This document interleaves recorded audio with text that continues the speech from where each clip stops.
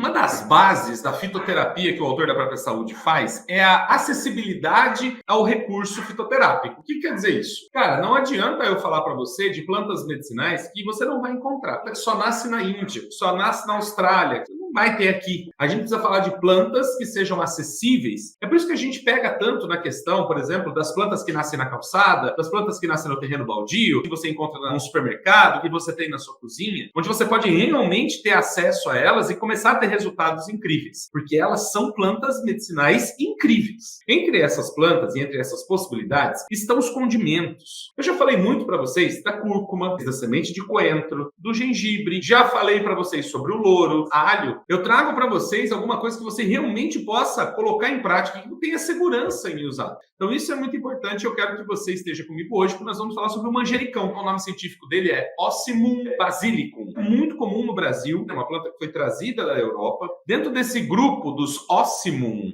existem pelo menos 50 espécies. Claro que nem todas elas são manjericão propriamente dito. Por exemplo, eu tenho a alfavaca anis, é a Ocimum celoi. Eu tenho a alfavaca cravo, é a Ocimum gratissimum. Enfim, a gente tem várias plantas desse grupo. Falando especificamente de manjericão, a espécie Ocimum basilicum, ela tem muitas variedades dela. Todas são a mesma planta, é tipo manga. Tem manga espada, manga rosa, manga adem, manga coquinho, manga formiga, manga ubá. Você tem uma infinidade de espécies de manga que você pode consumir, mas todas são manga, todas são mangífera índica. Às vezes altera o sabor, o tamanho da folha, o tamanho da árvore, o fruto fica diferente, mas todas são manga. Quando eu falo de manjericão, eu estou falando também de um conjunto de plantas. E eu vou mostrar para vocês agora 5 diferentes tipos de manjericão que são bem interessantes da gente conhecer. Esse manjericão aqui é um manjericão italiano. O que é o diferente dele? A folha dele é muito maior. Como se a folha dele fosse do tamanho de uma folha de laranja. Para quem tem a referência de uma folha de laranja, é como se as folhas dele fossem do tamanho de folhas de laranja. Então são folhas bem grandes, assim, bem grandes mesmo. Esse é o chamado manjericão italiano. Ele tem folhas realmente robustas, muito maiores do que o manjericão comum. O manjericão comum, que está aqui do outro lado com a florzinha branca, ele é chamado de manjericão grego. E ele tem essa folha um pouco menor e ele é o mais comum que a gente encontra por aqui no Brasil. Então eu tenho o manjericão italiano e o manjericão grego como duas principais variedades culinárias do manjericão. Mas eu também tenho o manjericão roxo. Perceba que a folha dele é bem diferente, tanto do manjericão italiano, que tem a borda lisa e é uma folha grande, quanto do manjericão grego, que tem a borda lisa, levemente serreada, é verde também, pequeno. Ele tem uma folha maior, não tão grande quanto o italiano, e ela tem um serrilhado em volta e tem essa cor violácea incrível. Todos eles têm um cheiro muito parecido e pode ser usado na culinária da mesma maneira. O cruzamento desse manjericão roxo com o manjericão grego gera um manjericão grego de folha manchada de roxa. Vocês já devem ter visto por aí. É um manjericão que ele é mesclado, a cor dele, ele tem umas manchas roxas, mas ele é um manjericão grego cruzado com um manjericão roxo. É uma variedade híbrida. Aí tem o manjericão alface. E esse manjericão, ele chega a ter a folha do tamanho da minha mão. Do tamanho da minha mão,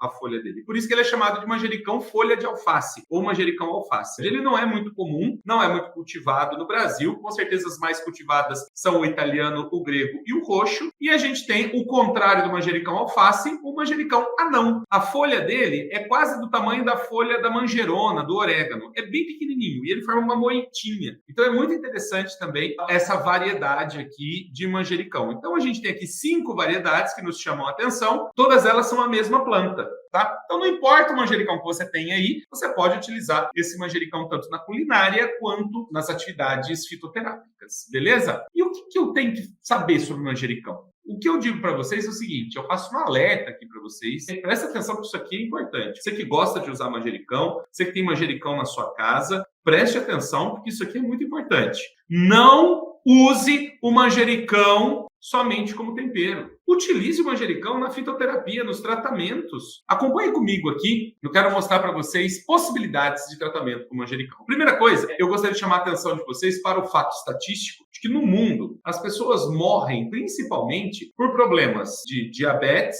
de hipertensão e colesterol. Então, diabetes descontrolada leva a amputação, cegueira, problemas renais e morte. Colesterol que não está controlado leva a obesidade, leva a arteriosclerose, leva a problemas cardiovasculares e hipertensão arterial. E isso leva à morte. Então, quando eu olho para o manjericão, eu vejo que ele pode salvar vidas, porque ele age justamente nesse campo que a gente chama de síndrome metabólica. É a alteração da glicemia, do colesterol e pressão arterial. Quando eu olho esses três elementos se alterando, eu tenho aquilo que se chama de síndrome metabólica. E em cada um desses campos da síndrome metabólica, eu consigo utilizar o manjericão. É bom demais da conta. E se você tem diabetes, se você tem colesterol elevado, se você tem problemas de pressão arterial, preste atenção no que eu vou dizer para você, porque o manjericão pode ser a solução para os seus problemas. Para começar, vamos falar de diabetes tipo 2, tá? Ela começa com uma coisa chamada resistência insulínica. O seu pâncreas produz insulina, você se alimenta de carboidrato, o carboidrato é digerido por enzimas digestivas que quebram esse carboidrato, ele é absorvido pelo intestino, vai para a corrente sanguínea e aí a insulina vem e ela vai sensibilizar as células, todas as células do seu corpo, para que elas absorvam esse açúcar. O açúcar não pode ficar solto na corrente sanguínea, certo? Então, quando isso falha, eu entro num processo chamado de resistência insulínica. É quando a minha insulina tenta sensibilizar as células, mas não consegue. Por que isso acontece, Daniel? Acontece por causa da alta carga glicêmica que nós temos. Quando você se alimenta de muito carboidrato, a sua taxa glicêmica fica muito alta, a sua glicemia fica muito alta, e aí a insulina vem e começa a colocar açúcar para dentro, Só que tem um limite. Quando atinge esse limite, as células fecham o acesso da insulina. Elas falam, não, eu não quero mais açúcar. Aí você fica com um monte de insulina que não serve para nada. Por quê? Ela não consegue sensibilizar as células para o açúcar entrar. Quando a pessoa está em resistência insulínica, ela tem a glicemia alta e a insulina alta também. Aí a gente percebe, nossa, mas se tem tanta insulina, por que tem o açúcar alto? Isso é resistência insulínica. Com o tempo, se você não trata essa resistência insulínica, você vai começar a ver a sua insulina cair e a glicemia cada vez aumenta mais. E você fala, por que agora a minha insulina está caindo? Ela está caindo porque o seu pâncreas está trabalhando tão aceleradamente para tentar produzir insulina que ele está se prejudicando. Ele entra num processo chamado estresse oxidativo, onde ele aumenta muito a produção de radicais livres e automaticamente ele mata as células que são produtoras de insulina, chamadas de células beta-pancreáticas. Quando isso acontece, você tem menos células produtoras de insulina, automaticamente a sua taxa de insulina começa a cair e aí sim a sua glicemia sobe de verdade. É nesse momento que o médico olha para você e diz, agora você tem que tomar insulina, certo? O que o manjericão pode fazer pela gente? Primeiro, ele vai inibir as enzimas que quebram os carboidratos. São enzimas digestivas lá no seu intestino. Então, a gente tem a alfa-amilase, a alfa-glucosidase, a sucrase, a maltase. Todas elas são enzimas digestivas que quebram carboidrato, para que eles possam ser absorvidos pelo intestino. Quando você toma um chá de manjericão antes da refeição, ele chega no seu intestino e ele paralisa todas essas enzimas. Automaticamente, quando o carboidrato chega no seu intestino, ele não vai ser quebrado. E se ele não for quebrado, ele não vai ser absorvido. Se ele não for absorvido, ele vai ser excretado junto com as fezes. E não vai entrar na sua corrente sanguínea. Automaticamente, você tem um índice glicêmico menor. Isso te ajuda a controlar a glicemia. Além disso, o manjericão ele vai agir no seu fígado. O seu fígado ele armazena açúcar. Então, o que ele faz? Ele pega essa glicose que entrou na corrente sanguínea pelo intestino, lá da digestão, e ele vai captando essa glicose e ele produz uma molécula chamada glicogênio. Imagina que a glicose é como se fosse uma peça de Lego, essa pecinha de montar. E aí você pega milhares dessas glicoses, dessas pecinhas, e vai grudando uma na outra. Você forma um bastão. É isso que o fígado faz. Ele pega as glicoses, vai ligando uma na outra e forma uma molécula de glicogênio. Esse glicogênio hepático fica armazenado no fígado. Quando você tem uma baixa de glicemia, ele quebra o glicogênio e devolve a glicose para a corrente sanguínea. Isso é chamado de gliconeogênese. Vai jogar a glicose de volta para a corrente sanguínea. Agora, quando eu estou tomando manjericão, eu estou aumentando essa taxa do meu fígado de produção de glicogênio. Automaticamente eu estou limpando o sangue do açúcar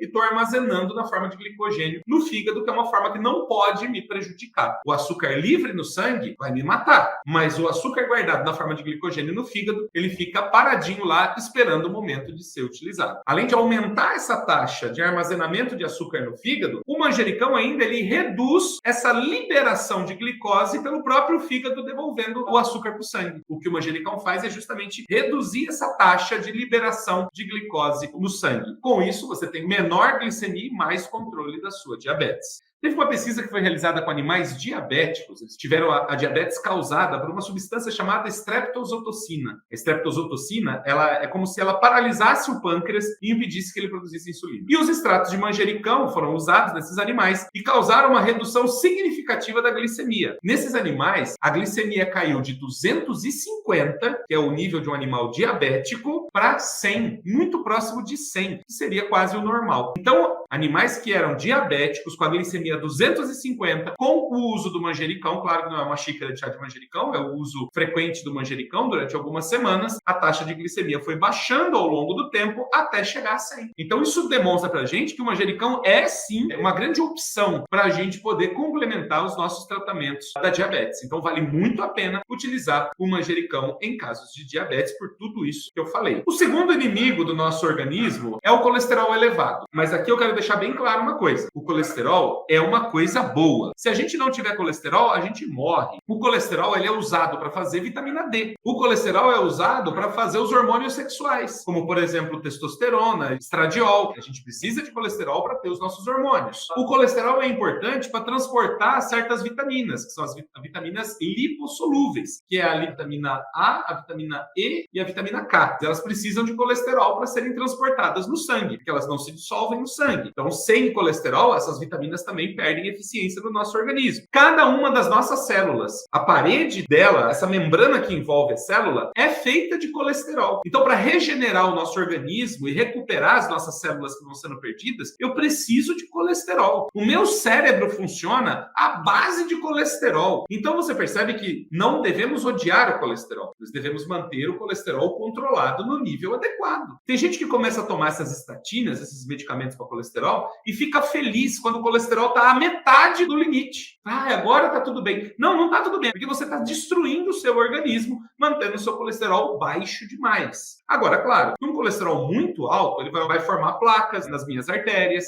vai se juntar com o cálcio e formar placas calcificadas nas artérias, ele vai causar obesidade, vai causar gordura no fígado. Então, eu preciso manter o meu colesterol controlado, mas nunca pense em deixar o seu colesterol baixo demais, senão você está arriscando outras coisas da sua vida. O que o manjericão pode fazer no controle do nosso colesterol? Teve uma pesquisa em que animais receberam uma dieta chamada de dieta hipercolesterolêmica, uma dieta que aumenta o colesterol. Ela é rica em gordura e carboidrato. Esses animais comeram isso durante um certo período, até que as taxas de colesterol deles estivessem realmente muito altas. Lembre-se, mais importante do que você tirar a gordura da sua vida é tirar o carboidrato. Se você tem colesterol elevado, tire o carboidrato da sua alimentação, porque o carboidrato é convertido em colesterol pelo fígado. Quando você olha para o seu organismo, você olha a sua taxa de colesterol. Quem que fez esse colesterol? Ah, Dani, é porque eu comi muito ovo, é porque eu comi muita carne, é porque eu comi torresmo e coisa e tal, e meu colesterol subiu. Vou falar uma coisa para você, 20% do seu colesterol vem da sua alimentação. E os outros 80% são produzidos pelo fígado. Feitos de quê? De carboidrato. O que o manjericão faz? Então, nesses animais, tiveram essa dieta hipercolesterolêmica, e eles comeram esse negócio, subiu o colesterol dele a níveis alarmantes. E aí eles foram divididos em grupos. Teve um grupo que não tomou nada, ele foi um grupo normal, só para a gente controlar. O segundo grupo comeu a dieta rica em gordura e ficou como controle, para a gente ver o que acontecia quando ele só comia gordura. E o terceiro grupo comeu gordura com carboidrato, mas tomou extrato de manjericão. Sabe o que aconteceu? Em 10 semanas de tratamento com manjericão, os animais que tomaram extrato de manjericão, comparados com os animais que não tomaram o manjericão, tiveram uma queda no colesterol total de 62%. Isso é mais do que a atorvastatina pode fazer por você. O triglicerídeo caiu 57% nos animais que usaram o manjericão, em comparação com os que não usaram. Então perceba que o manjericão é um poderoso controlador do colesterol. Mas não adianta você achar que você colocou 3 folhinhas num molho de macarrão, você colocou umas folhinhas em cima da pizza ou qualquer coisa parecida, você está fazendo tratamento. Isso não é tratamento. Tratamento é usar com consistência, com continuidade, tomando diariamente o extrato da planta. E aí, quando a gente fala de colesterol, é importante a gente falar sobre hipertensão arterial. Há sim um problema de hipertensão arterial que pode ser causado pelo colesterol, mas que também pode ser causado por outros fatores, como estresse, como falta de consumo de água. Enfim, tem um universo de possibilidades que pode causar a hipertensão arterial. E aí tem algumas pesquisas com o manjericão nesse caso aqui. Numa dessas pesquisas, os animais receberam a bendita da dieta hipercolesterolêmica para aumentar o colesterol, triglicerídeo. O que o extrato de manjericão fez? Eles administraram num grupo de animais esse extrato de manjericão. Qual é a tendência do excesso do colesterol? É fazer a pressão arterial subir. Nessa pesquisa, os animais que tomaram extrato de manjericão tiveram um aumento do relaxamento da musculatura arterial. Então, o manjericão relaxou a musculatura, fez com que as artérias se dilatassem, o sangue passou com mais facilidade, automaticamente a pressão cai. Então, caiu a pressão arterial desses animais, a pressão média deles caiu, impediu que ela se elevasse. O manjericão entra e ele evita que a pressão suba e ele causa um impacto, então, muito positivo no relaxamento das artérias. O que mais que ele fez? Ele também fez uma coisa que quem tem pressão arterial elevada, às vezes o médico fala assim, você tem que tomar um AS. Já ouviu falar? Pois é. Por que o médico manda tomar um AS?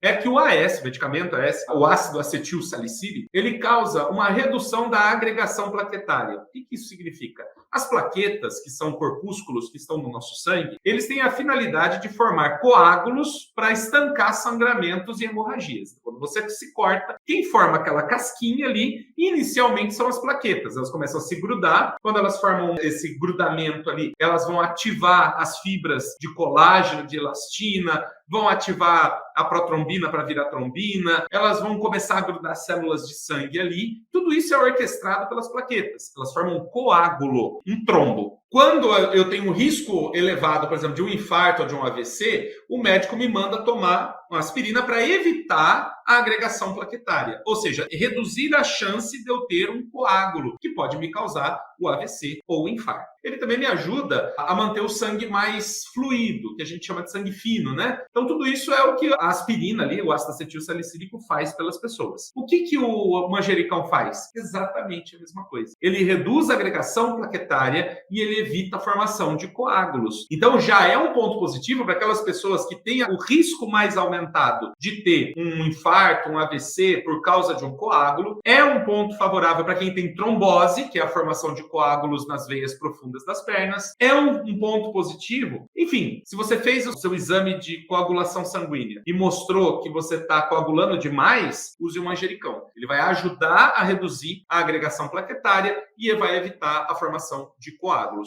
Ponto positivo na hipertensão arterial. Mas falando de saúde do coração, o manjericão ainda faz muito mais. Falando sobre infarto, presta atenção. Tem uma pesquisa em que pegaram animais saudáveis e causaram alterações cardíacas neles usando uma substância chamada isoproterenol. O isoproterenol, ele vai causar uma lesão cardíaca que vai simular um infarto nos animais. O manjericão conseguia atuar ali nessa situação de infarto simulado nesses animais. O que o uso do extrato de manjericão foi capaz de fazer por esses animais que usaram o isoproterenol? Ele protegeu o coração desses animais do infarto. Ele controlou a pressão arterial, que é uma coisa que a gente já viu, e também a frequência cardíaca. E quando você usa o isoproterenol, você tem uma alteração da frequência cardíaca que leva ao infarto. Ele controlou a pressão, controlou a frequência cardíaca, reduziu as enzimas oxidantes nas células do coração. Então, quando vai ter um infarto, tem enzimas que aumentam o estresse oxidativo do coração. O que o manjericão fez? Ele evitou a morte dessas células cardíacas. Que quando você tem um infarto, o que acontece?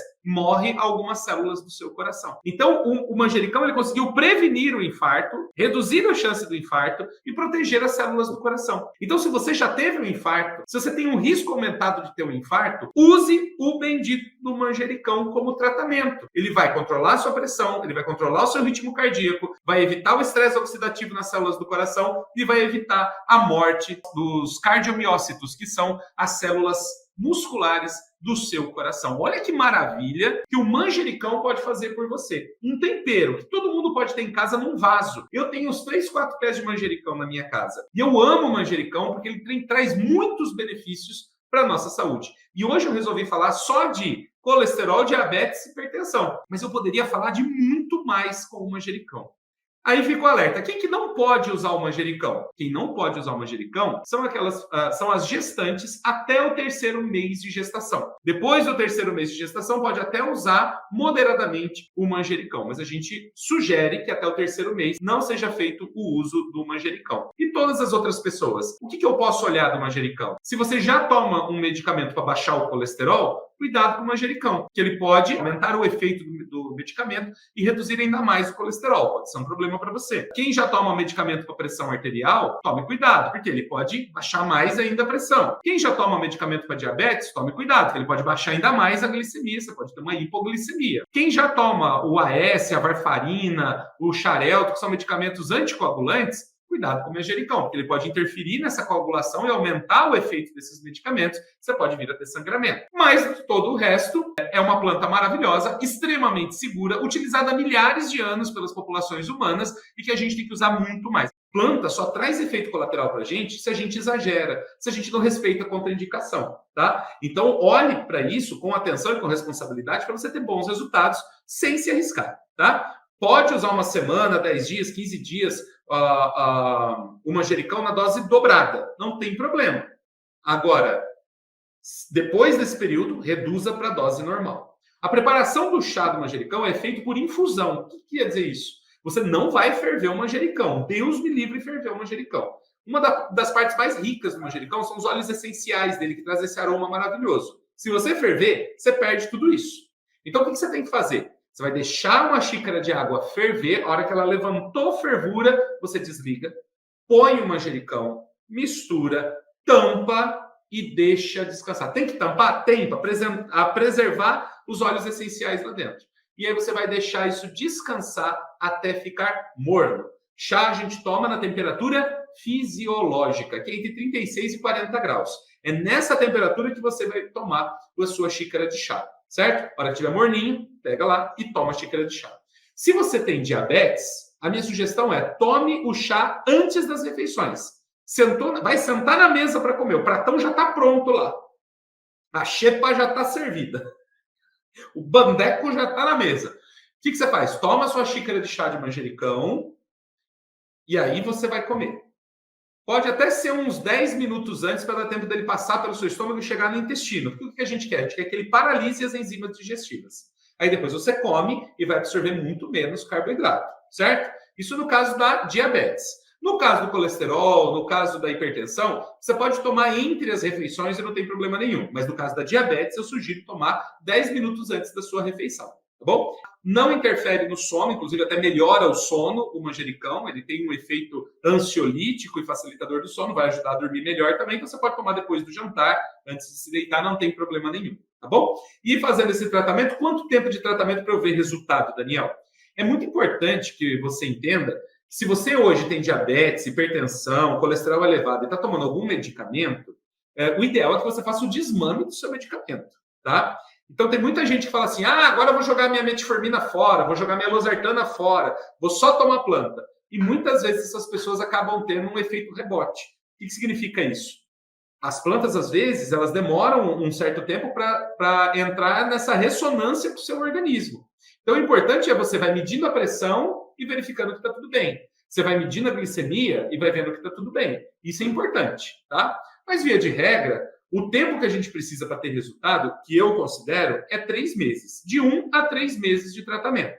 Claro que você já vai começar a sentir melhoras logo no começo. Mas o que eu digo é que a gente precisa fazer um tratamento consistente, com continuidade. É isso que traz o impacto que a gente quer. É isso que sustenta o resultado. Então não adianta simplesmente você tomar o chá uma vez, 2 vezes, 3 dias, uma semana. Melhorei, parei. Vai voltar tudo de novo do jeito que era. Para que o seu organismo se consolide nisso, em 30 dias você está vendo o resultado, mas em 90 dias você vai estar consolidando isso. Depois disso eu posso parar, Daniel? Eu não diria isso. Eu diria que você precisa avaliar o seu caso, aplicar a sua anamnese, entender o seu problema para poder resolver ele na origem, na fonte. O manjericão não faz milagre, tá? O manjericão não faz milagre, mas ele é um suporte importante do tratamento. Às vezes, na diabetes, você vai precisar de outras plantas para te auxiliar, como é a folha de mamão, alecrim do campo, a manga, a goiaba, a graviola, a pata de vaca, melão de São Caetano. Às vezes, na hipertensão, você vai precisar de outras plantas. Compartilhem. Compartilhar salva vidas, beleza?